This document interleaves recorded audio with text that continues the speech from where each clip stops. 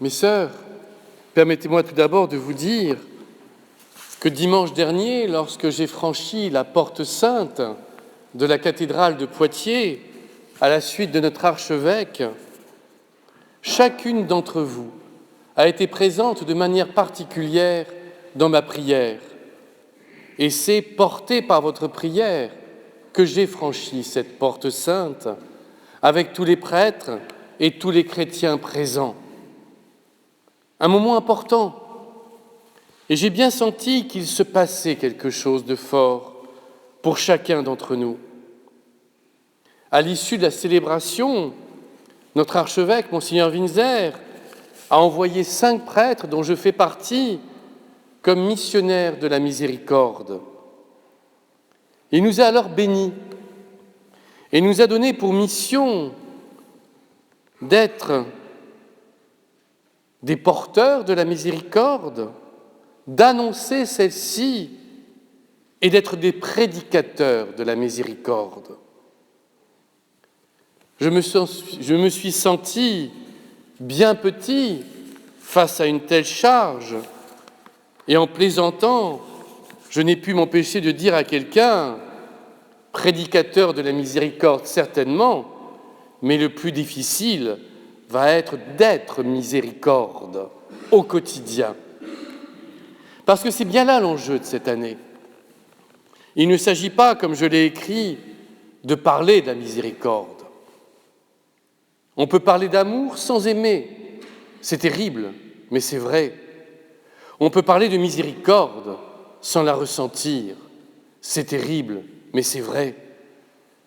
Nous sommes appelés alors cette année, non pas à parler de la miséricorde, mais à la vivre, à devenir miséricorde.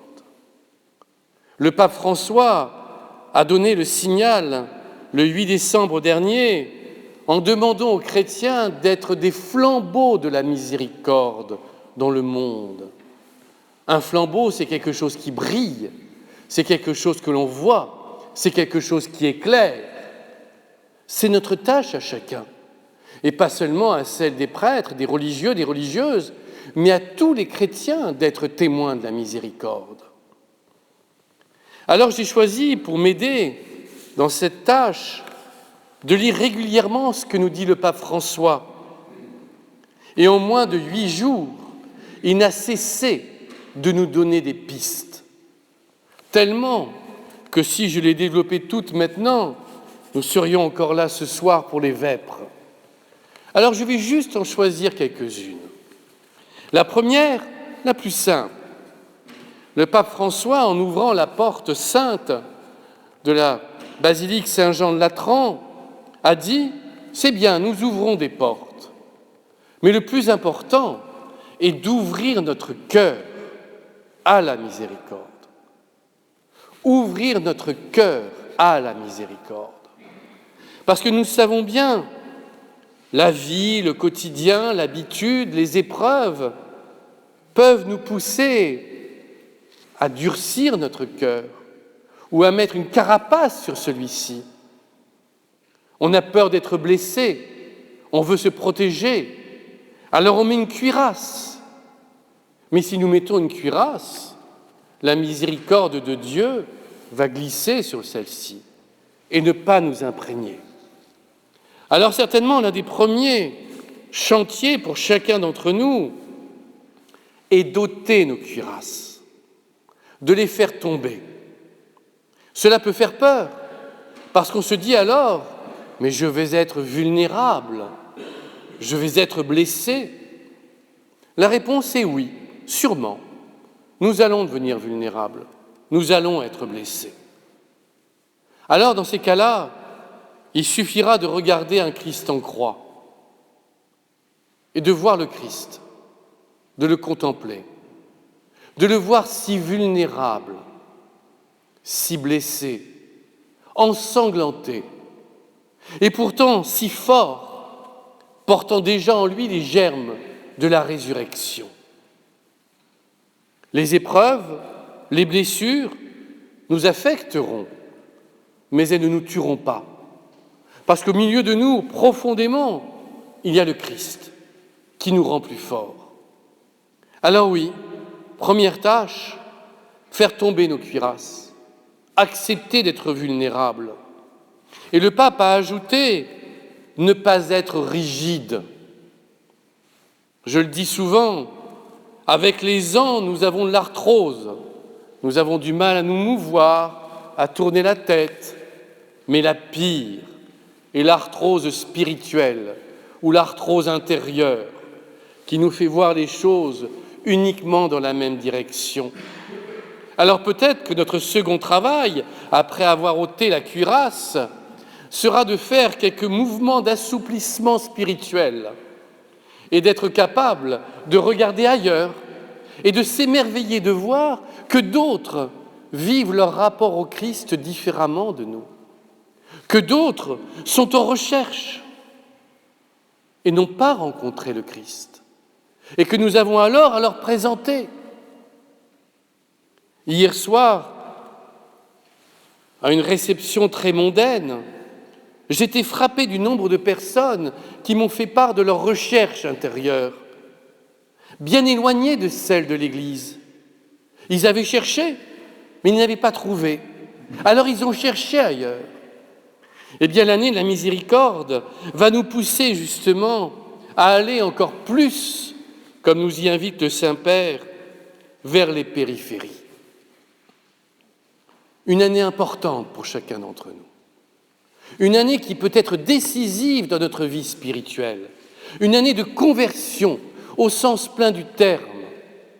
Une année où vont alterner les grâces et nos efforts. Parce que s'il va être riche en grâce, et elle l'est déjà, cette année va demander notre effort. Nous allons devoir faire ce que l'on appelle en psychologie un pas de côté, c'est-à-dire être amené à voir les choses différemment. Cette année ne peut pas être comme l'année dernière. Elle doit être différente. Notre lecture des évangiles doit être différente, plus profonde. Ainsi, aujourd'hui, cet évangile extraordinaire où Élisabeth salue Marie, reconnaissant qu'elle est bénie d'entre toutes les femmes parce qu'elle porte l'enfant Jésus en elle. Comment écoutons-nous ce texte ? Comment l'entendons-nous ? Oh, c'est beau, Élisabeth a reconnu la mission de Marie. Nous nous émerveillons, mais nous restons spectateurs. Non, ce texte nous invite à aller beaucoup plus loin. Il touche à mes yeux notre rapport à l'autre, notre rapport aux autres. Alors franchissons des milliers de kilomètres et allons en Inde. Comment là-bas les gens se saluent-ils ? Par une bonne poignée de main, comme nous, Français ? Non. Ils s'inclinent les uns devant les autres, les mains jointes. Pourquoi ? Pour reconnaître en l'autre des parcelles de divin. Je trouve ce geste extraordinaire. Et j'avoue, si, comme tout le monde, je serre les mains, je ressens une vraie frustration. Je préférerais m'incliner devant d'autres, les mains jointes, pour reconnaître le divin qui est dans l'autre. Parce que nous ne l'oublions pas, nous sommes tous à l'image de Dieu. Même cette personne qui ne pense pas comme nous et qui nous insupporte. Le pape, dans les œuvres de miséricorde, nous demande de faire preuve de patience avec les personnes ennuyeuses. Il est concret et il a raison.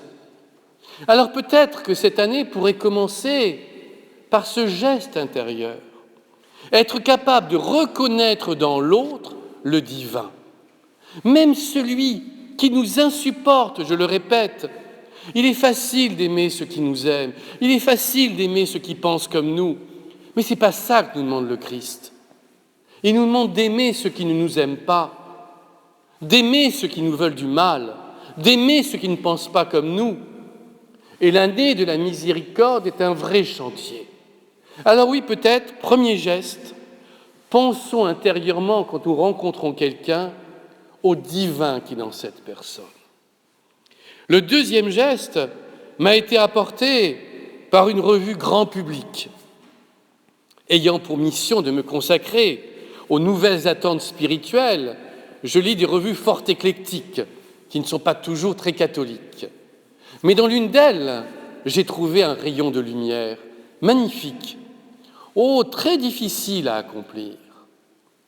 Il était donné comme conseil « Ne parlez jamais négativement de personnes absentes.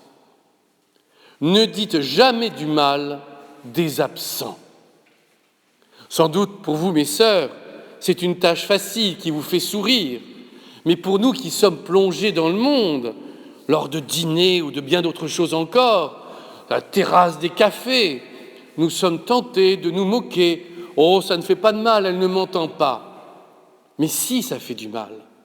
Ça fait du mal à notre âme. Et dans cet article, il était dit, ne pas dire du mal de l'autre, c'est s'engager sur une voie spirituelle. À nous de choisir.